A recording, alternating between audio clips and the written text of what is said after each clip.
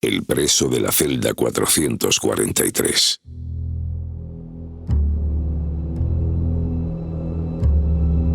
Episodio 2.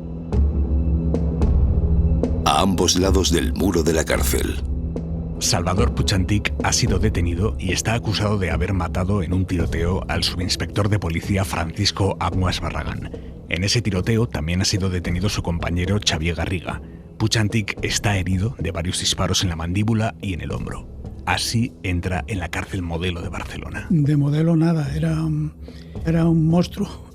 O sea, era prácticamente lúgubre, vieja, hacinada, lo menos parecido a lo que tendría que ser una cárcel, digamos, para intentar hacer algo con los presos. Jesús Irurre era funcionario de prisiones en esa cárcel en aquel momento. Era un sistema que se le llamaba panóptico, es decir, como una especie de pulpo, un centro y luego las galerías salían del centro, pero vamos, no tenían, era pura arquitectura pero sin operatividad ninguna. Serían 6 galerías y aparte había varios departamentos, un departamento de enfermería y había un departamento de lo que llamaban aquel entonces invertidos, que eran los gays o los homosexuales de hoy en día. Luego había unos talleres. Salvador estaba en la quinta galería. La quinta galería era la galería, digamos, donde estaban los presos más peligrosos, los condenados a muerte. En fin, era la galería más dura, digamos. La celda de Salvador Puig era la número 443. Bueno, era una celda como todas las celdas de la quinta galería. Era la 443, que estaba justo al lado de la oficina del funcionario. Era la celda que estaba para condenados a muerte, pero vamos, no se distinguía estructuralmente de otra. Tenía una cama, un baño, o sea, y una pequeña mesita y nada, y una ventana que daba al patio y una puerta con se le llamaba una cancela de seguridad y nada más. Normalmente era para un individuo, a veces se ponían 2 cuando eran literas, incluso a veces 4 y luego en las otras galerías a veces han dormido hasta 6 y empezaban a poner literas. Se apañaban, claro, cuando había hacinamiento. Karma, hermana de Salvador, recuerda que él no tuvo que compartir celda. Como decían que era que quemaba bosques, que era un delincuente, bueno, total, que al final él estuvo siempre solo, en una celda solo, siempre. Y cuando salía al patio también es cuando no había más presos en el patio. Claro, tenía que estar solo, además era obligado por el reglamento, por la condena que tenía y estaba sometido al artículo 12 del reglamento de prisiones del 56 entonces y solo podía salir en teoría 1 hora al patio. Lo que pasa que, bueno, como me dieron 2 tiros, uno en la boca, en la maxilar y otro en el hombro y demás, pues el médico aconsejó que saliera 2 horas al patio. Salvador estaba tan destrozado físicamente que Jesús Irurre no se olvida de aquella imagen la vez que lo vio entrar en la cárcel. Sí, lo recuerdo porque, bueno, entró y con unas vendas en toda la cara y tenía, bueno, pasó directamente a la celda esta, que ya estaba preparada y, bueno, pues tenía también el maxilar firme con unos hierros y bueno, al principio comía con un palito de esto, porque solo podía tomar líquido, claro, hasta que podría mover la mandíbula. Días después pudieron verle sus hermanas, lo cuentan Monse y Karma. La primera vez que entramos en la Modelo, que entrábamos las 4 juntas y estaba muy desfigurado, muy poca cosa, estaba contento de vernos, nosotros también. Y ahí cuando lo vimos fue horrible, porque además llevaba, como le tiraron en la cara y en la boca los tiros, llevaba todo de gomas, no podía hablar, no comía, claro, es que solo le entraban líquidos. Estaba hecho polvo, pero hecho polvo, se cansaba cantidad hasta hablando. Así empezaron unas visitas a la cárcel que lo eran todo para él y para ellas. Entonces era una sala muy grande, llena de hierro, bueno, de hierros, no, de rejas, y con un cristal así duro que no lo podías ni tocar ni nada. Pero bueno, le llevábamos cosas porque ahí hacía mucho frío, una Modelo. le llevamos zapatos, así buenos, para abrigar. Las hermanas no faltaron a ni una sola visita, se turnaban cuando alguna no podía ir. Íbamos 20 minutos, 2 días a la semana. Y entonces, claro, casi todas trabajábamos, entonces nos lo teníamos que montar. No podías pedir 1 hora para ir a ver a mi hermano, ¿sabes? O sea que la que podíamos, pues íbamos. Piensa que eran 40 minutos a la semana, ¿eh? Y entonces a nosotros se nos escapaba hablar catalán. Somos catalanes todos y se nos escapaba hablar catalán, ¿no? Y había como un micro que no nos dábamos cuenta y bueno, no salía el catalán, ¿no? Y entonces por el micro salía en castellano, por favor. Y aquello te dejaba un poco blindada, ¿no? En todo ese tiempo, el contacto de Salvador con el exterior fueron esas visitas y las de sus abogados. Fue una relación magnífica. Se llamaba, porque murió, Uriol Arau. Yo creo que cogió el problema como suyo. O sea, si tuviéramos nosotros que pagarle las visitas que hizo a Salvador, es que es impagable. El Oriol y el Francesc Caminal, que eran los dos que llevaban el caso, más el Oriol, él lo iba a ver cada día del mundo, ¿eh? Cada día el pobre iba allí a verlo. O sea, es una pasada. Se hicieron como hermanos casi, la verdad, ¿eh? Durante los 6 meses, Salvador siempre intentó decirnos que estaba bien, que lo trataban bien. O sea, cada uno sacamos lo mejor que teníamos y él para nosotras. Yo creo que fue una buena obra de teatro por parte de todos. Pero en casa, en realidad, eso se vivía como se podía. Cada vez que íbamos era como una... Salíamos hechas polvo. Porque claro, lo ves así, él se hacía el fuerte, nosotros también, y... Cuando salíamos nos íbamos todos para abajo. Pero bueno, medio año estuvimos así. A ver, el padre enfermo, las cuatro pues como podíamos, trabajando y con muchos altos y bajos, con mucho abogado, con muchas llamadas, con muchas manifestaciones en la calle. El abogado nos decía, por favor, vosotros apartaros de todo, o sea... bastante, no sé, quizá un poco Dragon Khan. Y mientras tanto, dentro de la cárcel, Salvador aguantaba. Muy duro, porque imagínate, son 22 horas prácticamente sin salir y bueno, leía mucho. También nosotros, pues claro, lo veíamos pues a la hora del desayuno, bueno, por la mañana que había que sacarlo a 1 hora, la hora del desayuno, la hora de la comida. A mediodía se le sacaba también otra hora, la hora de la cena. Y bueno, cuando había que hacer el cacheo habitual, ese era el único contacto que tenía y eso es lo único que él hacía. Este funcionario de prisiones era prácticamente el único contacto humano que tenía Salvador dentro de la cárcel. Hay que partir de la base de que yo era el clásico carcelero franquista y que además a mí me había llegado de que había matado a un policía, inocente, claro. Y entonces, bueno, pues quieras o no, estás un poco condicionado. Y yo lo veía como, bueno, pues mal, ¿no? Pero él, sin embargo, desde el primer momento, que al menos lo que yo recuerdo, siempre tomó la misma postura, era una persona educada, una persona, entre comillas, normal. Siempre cuando se abría la puerta de la celda se ponía, porque era obligado también, pero vamos, se ponía firme al fondo. La verdad, en cuanto a su comportamiento, bien. El tiempo era tan largo y tan lento que los dos, preso y carcelero, empezaron a tejer una relación. Era bien callado. Lo que pasa que, bueno, pasado el tiempo, yo que tenía curiosidad, lógicamente, porque era anarquista y yo pues estaba empezando un poco a vivir, como se suele decir. Entonces quería saber, yo no sabía ni lo que era el anarquismo. Tenía además unos libros de Mao, de Bakunin, de Lenin, de Marx, de Engels, de Fromm. En fin, tenía libros que a mí me despertaron curiosidad. Pues más o menos me fui, como se suele decir, aflojando un poco. Y él, lógicamente, pues también debió ver en mí algo que hizo que también empezáramos un poco, por lo menos a hablar normal. Y ese diálogo fue creciendo. Fue pura casualidad, porque estando en el patio había una canasta y se le dejaba un balón de básquet para que se entretuviera. Y bueno, pues una de las veces el balón me cayó cerca de mí y yo tiré a la canasta porque, bueno, y había jugado a baloncesto también y entonces él, bueno, pues se le ocurrió preguntarme, ¿usted juega también baloncesto, tal?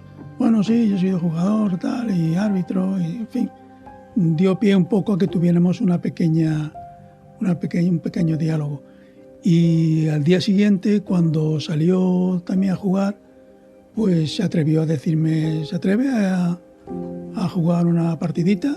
Total, que yo como soy muy lanzado, pues me atreví y empezamos a jugar lo clásico. Y ya, pues claro, eso de alguna manera la relación era distinta, ya era más humana, digamos. También jugábamos al ajedrez, él no jugaba, bueno, jugábamos los dos mal, pero bueno, lógicamente estaba prohibido, yo me jugaba un poco, pero bueno, él lo hacía en horas que yo sabía que no iba a venir el jefe de servicio, el jefe de centro a controlarme. En esa misma cárcel estaba preso Xavi Vidal Folk por una manifestación. Vivimos los 3 últimos meses de su vida bajo el mismo techo. La prisión modelo de Barcelona estaba lleno de presos políticos. Estaban más de un centenar de los detenidos de la Asamblea de Cataluña, que era el órgano coordinador de toda la oposición democrática. Estábamos los que nos habíamos ido a manifestar en favor de los sindicalistas Marcelino Camacho y compañía del proceso 1001. Fueron unas navidades tristes porque además se olía su próximo desenlace. Vidal Folk y el resto de presos políticos se encontraban en otra galería. Nosotros no podíamos comunicarnos con él. Era una zona de cierta libertad dentro de la cárcel porque entraban libros. Había un cierto ten con ten porque los funcionarios respetaban a todas aquellas personalidades que había dentro detenidas, ¿no? Y lográbamos pasarle de forma un poco, digamos, informal a través de funcionarios amigos o sensibles, libros, vituallas, cosas de este tipo. Recuerdo haber pasado un libro que se llamaba el libro de Manuel, de Julio Cortázar. Entonces Cortázar era un autor prohibido, pero entró en la cárcel con unas tapas en las que ponía manual, y así también pasó a sus manos. De hecho, dio pie a que yo le dejara un pequeño transistor porque no podía oír música ni tener transistor ni nada. Yo tenía uno pequeñito en casa y le dejaba el transistor y así escuchaba música, y él me aconsejó también, me hablaba un poco de los cantautores que había entonces. Me acuerdo perfectamente una canción de Passion Dion, 1, 2, 3. Y bueno, a mí me despertó curiosidad y bueno, pues también le ayudaba un poco a pasar el tiempo. 1, 2 y 3, 1, 2 y 3, lo que usted no quiera pa' mi calle es 1, 2 y 3, 1, 2 y 3, lo que usted no quiera para el resto es. En paralelo, se va desarrollando todo un proceso bajo el amparo de la justicia franquista.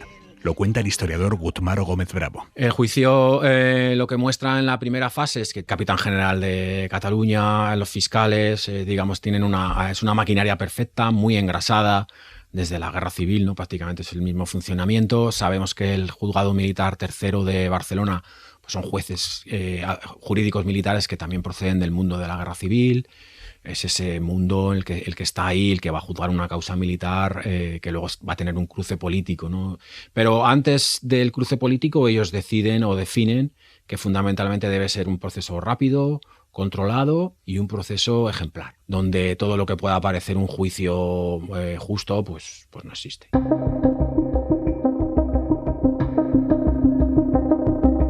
Para entender el proceso hay que remontarse al día de la detención, el 25 de septiembre. La primera declaración que hay en las actuaciones de Salvador Puig Antich la presta en el hospital 24 horas después de una operación maxilofacial donde le sacan una bala del maxilar y por tanto tiene la boca inmovilizada. Olga de la Cruz Herrero es abogada penalista y acabaría llevando el caso de la familia Puig Antich años después. Pues en estas circunstancias, supuestamente y sin abogado, hace una declaración de 8 páginas. Una declaración en la que además actúa como secretario, es decir, tomando o dando fe de la declaración, el inspector Bocigas, que fue uno de los inspectores que estuvo en el tiroteo. Salvador Puig-Antich manifestó a los entonces sus abogados que él solo había podido hacer que sí y que no con la cabeza, pero que evidentemente él no hizo estas 8 páginas de declaración. Esa declaración que firma al día siguiente de que le operen y que de una conmoción cerebral y un disparo es la que le conduce a la muerte. Aunque él se retracta y por medio de su abogado dice que esa declaración está tomada bajo coacción, pues está en presencia de un fiscal militar y el juez la da por válida. Tanto Salvador Puig-Antich como el subinspector Anguas ingresan en el hospital clínico. Entonces, en el hospital clínico es donde está el Instituto Anatómico Forense, que es donde debería haberse practicado la autopsia del subinspector Anguas. Pues bien, en el mismo día en que se producen los hechos, el jefe superior de policía ordena que el cadáver del subinspector Anguas se traslade del Instituto Anatómico Forense a la comisaría.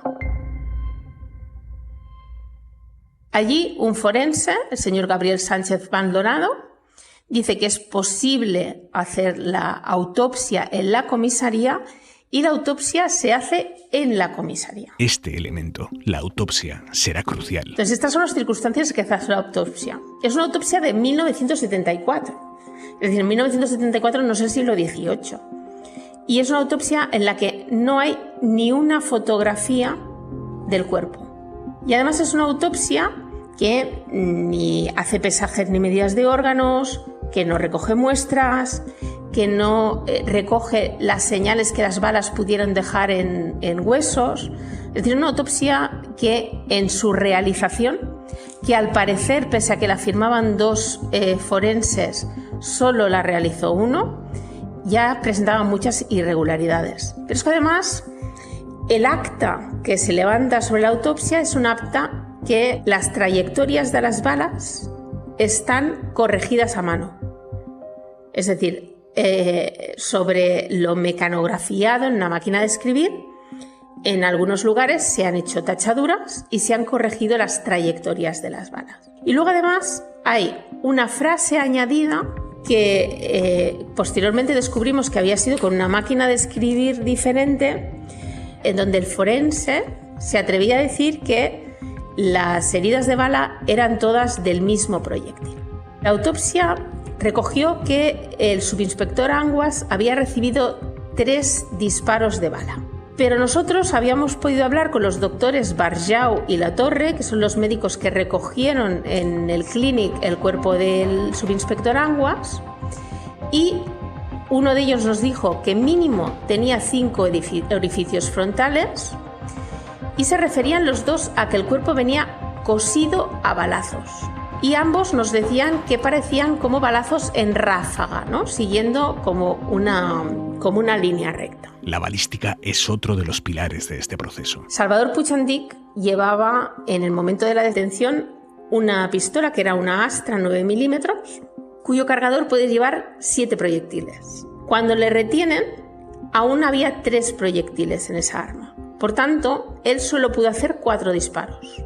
En la escalera, que es una escalera de l'Eixample de Barcelona, en la calle Girona, se ve claramente que había un impacto de bala en un escalón.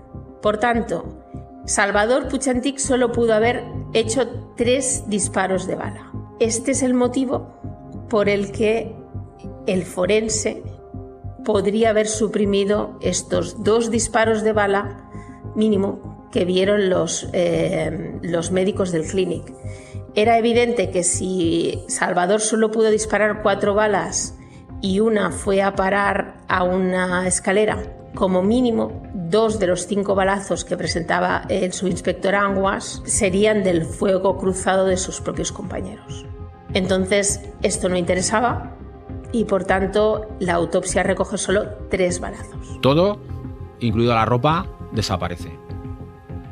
No se tiene constancia y lo que dicen es que ha sido quemado en el parque de artillería en un cuartel de Barcelona, vaya. Porque no hay sitio y no compete al caso. Es decir, se deshacen de todo, de los casquillos que los han recogido, de las armas, de los números de serie y de su propia ropa. Así va armando el caso la defensa de Salvador. Primero pide como una prueba esencial una pericial balística, Es decir, la defensa de Salvador Puig desde un primer momento intenta que se perite por un experto cuál es el calibre de las balas que intervienen en ese tiroteo y que se intente fijar las trayectorias de las balas.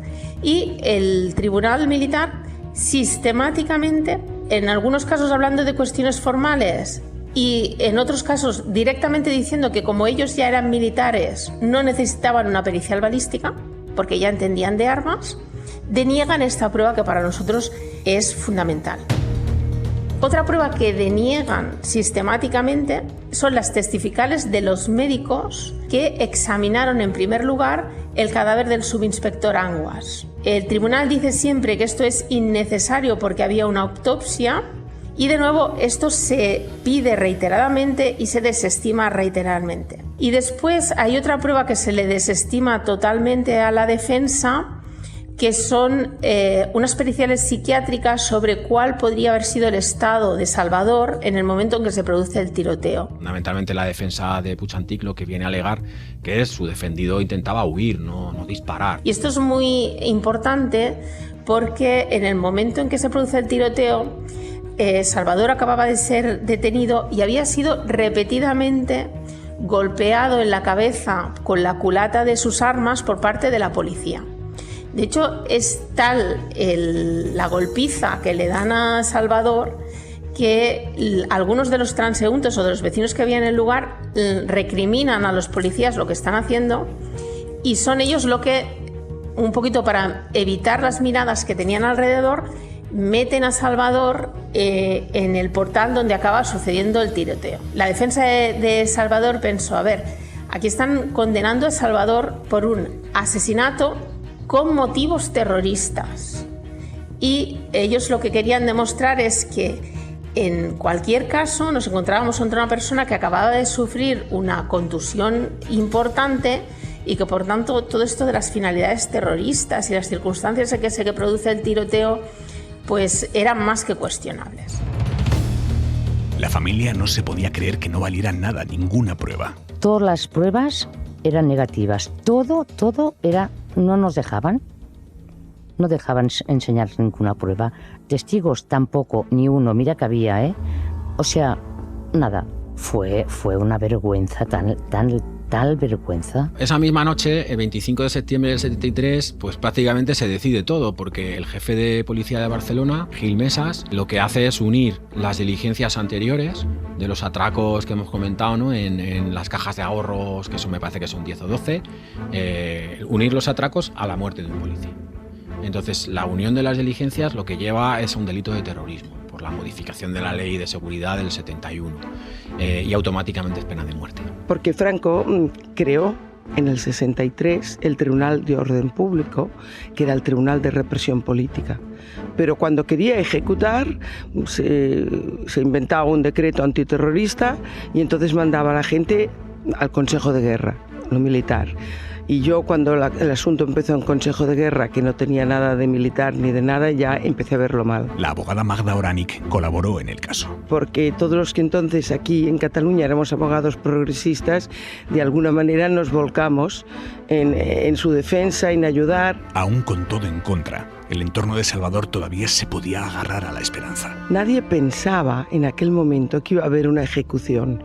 Hacía más de 10 años que no había ejecución, desde el 63, o sea, 11 años que no había ejecución, que habían habido 3, Granados y Delgado, los anarquistas, y Grimao, comunista, que fueron ejecutados. Desde entonces ya no. Pero el 20 de diciembre, todo cambia.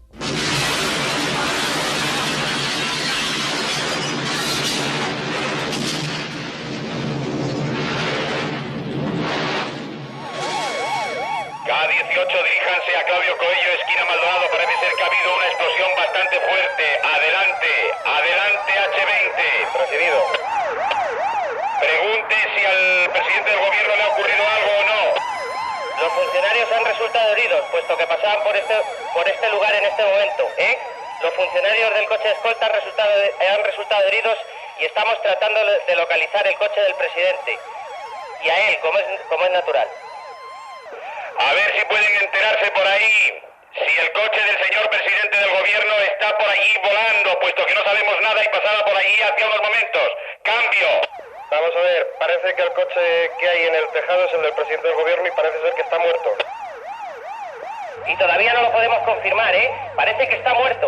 Con motivo de la muerte en la mañana de hoy del presidente del gobierno, almirante don Luis Carrero Blanco, se ha celebrado reunión del gobierno presidida por don Torcuato Fernández Miranda, quien en virtud de la ley orgánica del Estado ha asumido automáticamente la presidencia del mismo. Desde el dolor de España, que ha perdido a uno de los hombres que con más lealtad y fidelidad la ha servido, quiero dirigirme a la nación.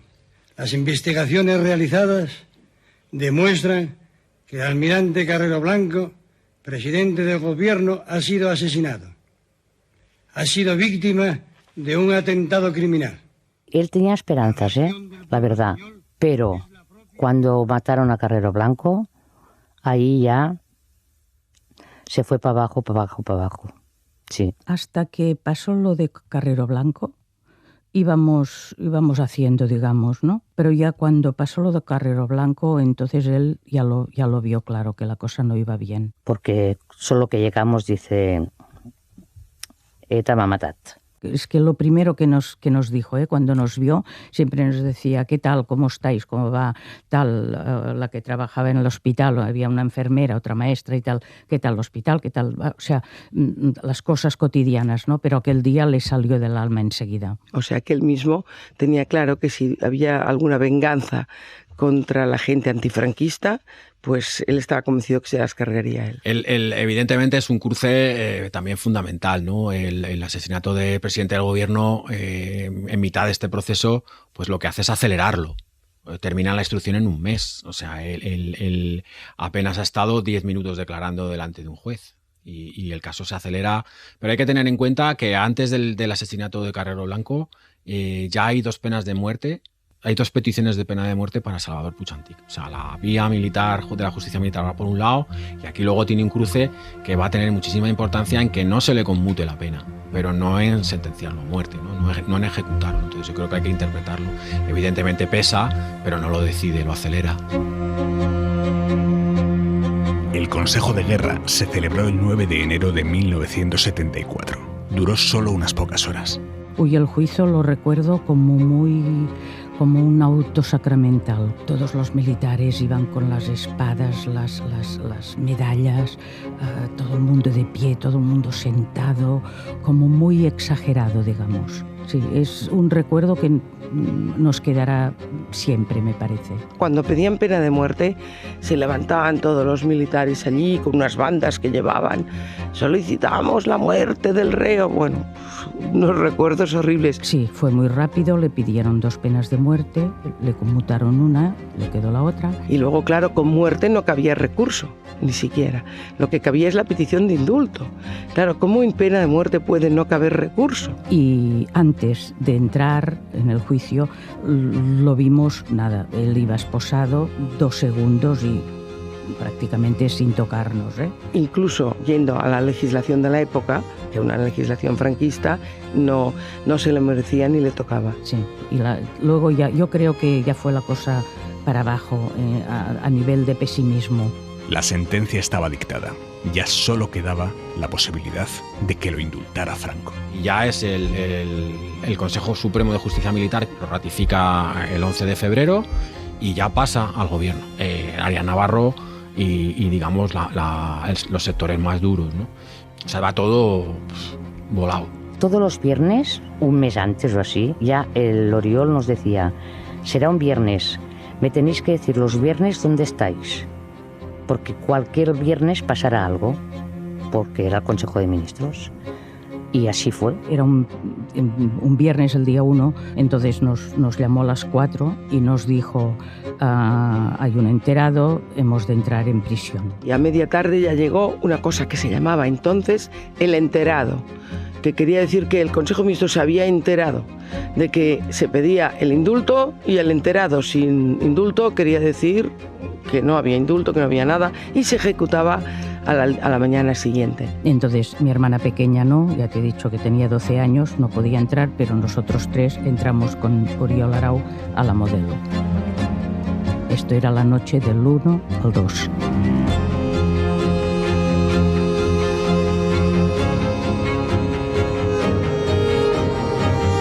preso de la celda 443. Un podcast de Víctor Olazábal en Hora 25. Con Aimar Bretos.